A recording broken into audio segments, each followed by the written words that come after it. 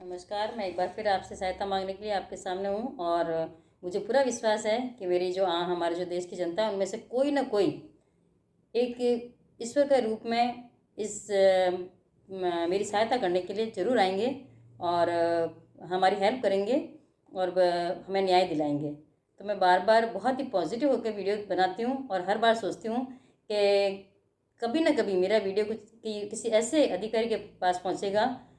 जो एक भगवान का अवतार लेकर इस धरती पर आया होगा और वो हमारी सहायता जरूर करेगा। और इन भ्रष्ट अधिकारियों को, जो भूमाराम एडिशनल स्टार है, धन सिंह देओल एडिशनल स्टार है और MD Deepali central cooperative bank Ompal Singh, इन्हें इनके किए की सज़ा जरूर दिलाएगा। क्योंकि कहते हैं कि पाप का अंत जरूर होता है। आपके जब पाप बहुत अति हो जाते हैं तो उसका अंत जरूर होता है। मैंने आपको पहले मेरे सारे वीडियो में बता रखा है कि कैसे नॉन परफॉर्मेंस अकाउंट के अंदर दीपाली सेंट्रल कोऑपरेटिव बैंक में एडिशनल स्टार धन सिंह देल और एडिशनल स्टार भूमाराम दोनों ने मिलकर मेरे भाई पर 40,54,000 वसूली लगाई,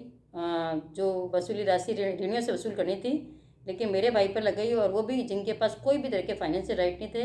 और इनके पास आज तक कोई जवाब नहीं। मैं बार बार हर वीडियो में इनको कहती हूँ कि तुम भ्रष्टाचारी हो, तुम वो लालची, वो जानवर हो जिन्हें जो किसी भी इंसान को अपने लालच के लिए मौत के मुंह में धकेल सकता है। ये इनको कहूँगी कि मैं कहना चाहिए, इनको भीड़े कहना चाहिए एक तरह से, जो किसी व्यक्ति को अपने लालच के लिए मौत के मुंह में धकेल लेते हैं। इन्होंने मेरे परिवार के एक स्तंभ को गिरा दिया अपने लालच के लिए। इनका लालच इतना बढ़ गया, यानी भूमाराम जिन्होंने जब जांच की, उन्होंने धारा 55 की जांच, जो सहकारी विभाग के अधिनियम की धारा है, उसके अंदर उन्होंने जो वसूली राशि लगाई 40,54,000, तो इनको ये था कि ब्रजेश बुदरिया मुझे कोई 2-4 लाख रुपए दे दे और मैं ये राशि कम कर दूँ। जब उन्होंने नहीं दिए तो धारा 57(2) जिसमें राशि का निर्धारण किया जाता है, तो धन सिंह देओल उनके भी था कि भाई भूमाराम जी ने मेरे को कह रखा है कि इसकी राशि मत कम करना जब तक ये रिश्वत की राशि नहीं देता है। तो उन्होंने भी बाकायदा मरने के बाद, जब मेरे भाई की डेथ 9/6/2020 को हुई और उन्होंने सुनवाई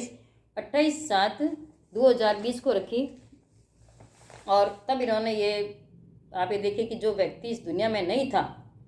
और जब तक वो जिंदा रहे, वो मेरे भाई साहब वो डॉक्यूमेंट्स मांगते रहे कि आप कृपया वो डॉक्यूमेंट्स दीजिए, वे दस्तावेज दीजिए जिनके आधार पर आपने मुझ पर इतनी बड़ी राशि आरोपित की है। और हमने भी, ये देखिए 27/12/2022 का डिसीजन हुआ है, जिसमें हमने बाकायदा, इससे पहले भी हमने बहुत सारी सूचनाएं लगाई हैं और उनका डिसीजन हो चुका है कि आपने जांच में कौन सा नियम अपनाया, कौन सा अनुसंधान अपनाया, कौन सा सिद्धांत अपनाया। और एक बैंकिंग सहायक जो हेड ऑफिस में बैठता था, जिसके पास कोई तरह के पावर नहीं थे, कोई वित्तीय अधिकार प्राप्त नहीं था, किसी भी व्यक्ति का भौतिक संपत्ति का भौतिक सत्यापन करने का अधिकार प्राप्त नहीं था, तो आपने उस पर अधिकारियों से भी अधिक हाईएस्ट पेनल्टी क्यों लगी? तो इन भ्रष्टाचारियों के पास, दोनों अधिकारी धन सिंह देओल और भूमाराम के पास कोई जवाब नहीं है। तो ये ऐसे अधिकारी थे कि ये चाहते थे हमें कैसे न कैसे पैसा दे और हम फिर इसकी राशि कम करें, लेकिन मेरे भाई ने पैसा नहीं दिया। तो मैं कहूँगी कि वो इंसान हैं, ये इंसान के रूप, ये इंसान नहीं है, ये तो वो हैं किसी का खून चूसते हैं, किसी को मौत के मुंह में धकेलने वाले हैं। ये किसी के परिवार से उसके स्तंभ को तोड़ने वाले लोग हैं। ये चाहते हैं कि बस हमारा धन आ जाए, हमको पैसा मिल जाए, हम कैसे कैसे धनी हो जाए, हम पैसे वाले हो जाए और रिश्वत की राशि हमें मिलती रहे, लेकिन अगला चाहे व्यक्ति वो कैसे भी बर्बाद हो जाए। तो इन्होंने अपने लालच के लिए मेरे भाई को मौत दे दी। ये मैं कहती हूँ मेरे भाई की, मैं बार बार, मैंने पहले वीडियो में कहा, मेरे भाई का आकस्मिक देहांत नहीं है, इन्होंने उसकी हत्या की है, उसे लगातार मानसिक प्रताड़ना दी। उन्हें 28/7/2020 को, जब मेरे भाई साहब जिंदा नहीं थे, 57(2) की धारा में अपना जवाब प्रस्तुत करने के लिए, और आपने कोई एविडेंस भी उपलब्ध नहीं करवाए, उसके बाद भी धन सिंह देओल ने भ्रष्टाचार करके और उन पर 40,54,000 वसूली बरकरार रखी, जबकि एक अन्य बाबूलाल राठौड़ पर कम करी। यानी इस व्यक्ति को कहीं ना कहीं रिश्वत की राशि उन्होंने दी तो उन पर राशि कम कर दी, लेकिन ब्रजेश बुद्रे पर राशि कम नहीं करी। और ये कहते हैं कि मुझे पता ही नहीं कि वो, उसकी डेथ हो चुकी है, जबकि इनको पूरी जानकारी थी और पक्षकार को पूरी जानकारी थी, प्रमोद दवे को। लेकिन इन सब का एक ही था, क्योंकि राशि बाकायदा जो मिलती है रिश्वत की वो बढ़ती है। पर सोचने की बात है कि हमें जो इस व्यक्ति ने 36 साल नौकरी करी, अगर वो अपने जो 36 साल की नौकरी का पैसा है, वो अगर इनको रिश्वत के रूप में 2-2 लाख बांटता रहा, तो उसके पास क्या बचेगा? क्योंकि यदि पहले सेंट्रल कोऑपरेटिव बैंक में पेंशन भी वो कोई अधिक नहीं है जिससे गुजारा चल सके। तो 36 साल की नौकरी में, 40 साल की नौकरी करके एक आम कर्मचारी अपना पैसा बहुत ही मेहनत से सेव करता है, पीएफ में अधिक राशि कटाता है और अपने परिवार के लिए आफ्टर रिटायरमेंट एक सम्मान की ज़िंदगी जीने के लिए उसको सुरक्षित रखता है। लेकिन इन अधिकारियों का ऐसा सिस्टम रहता है कि नहीं, आप किसी भी विभाग, इनमें ये लोग किसी विभाग की कार्रवाई में मामूली जो कर्मचारी होते हैं उन्हें बुरी तरह फंसाते हैं और ऐसे शिकंजे में लेते हैं कि उनसे बिना पैसे वसूल किए उन्हें छोड़ते नहीं हैं। ऐसे बहुत सारे कर्मचारी हैं जो कई मामलों में इन लोगों ने, अधिकारियों ने उनको फंसा रखा है। और स्पेशली आप ये देखिए कि आप जांच करेंगे तो अधिकांश जांच धन सिंह देओल करते हैं, और उनके वो इस तरह से लोगों को फंसाते हैं कि वो व्यक्ति 8-8 साल से अपने परिलाभ के लिए कार्यालय के चक्कर काट रहे हैं, सहकारी विभाग के रजिस्ट्रार कार्यालय के, लेकिन जो भी रजिस्ट्रार आते हैं वो 3 साल अपना टेन्योर पूरा करते हैं, अपनी जेबें भरते हैं और चल देते हैं।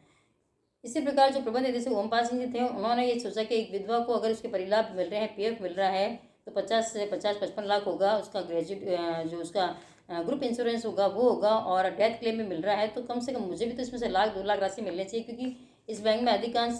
लोग सेवानिवृत्त होते हैं, तो उनके ऊपर कोई ना कोई चार्जशीट होती है, और वो चार्जशीट ड्रॉप करने के लिए भी बाकायदा रिश्वत का प्रावधान है यहाँ पर।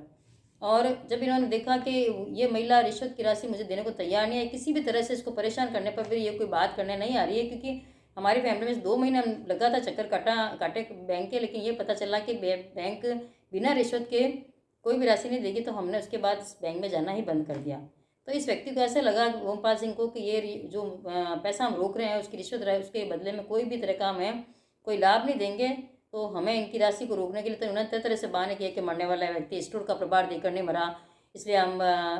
इनका पैसा नहीं देंगे, जबकि स्टोर की ऑडिट मार्च-अप्रैल में हो चुकी थी और ब्रजेश बुद्धे का देहांत जून में हुआ था। तो इनके सारे जितने भी जिनके जो इन्होंने डॉक्यूमेंट हमें दिए थे, लिख के जो हमें दिया था कि अभी हम इसलिए पेमेंट नहीं करें, वो सारे इनके खारिज हो चुके हैं।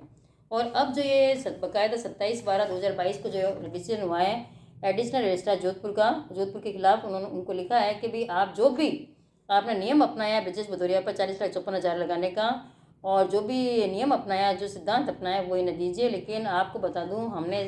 ये बाकायदा 23 चल रहा है, लेकिन एडिशनल रजिस्ट्रार जोधपुर के पास कोई भी इसका जवाब नहीं है। और एडिशनल रजिस्ट्रार जोधपुर अभी तक उन्होंने सेवारत कर्मचारी जो दीपाली सेंट्रल कोऑपरेटिव बैंक में, उनसे 1 रुपया भी वसूल करने के आदेश नहीं दिए हैं, ना वसूली की है। लेकिन हाँ, हमें लगातार एक वारंट जारी किया जा रहा है कि हम आपकी संपत्ति कुर्क कर देंगे। और मैंने इन्हें आज ही एक पत्र लेकिन जो हमने ना भेजा है इन्हें एडिशनल रजिस्ट्रार को, और हमने लिखा है कि अगर आपने अन्य कर्मचारियों की संपत्ति कुर्क करी है और उनसे वसूली की है,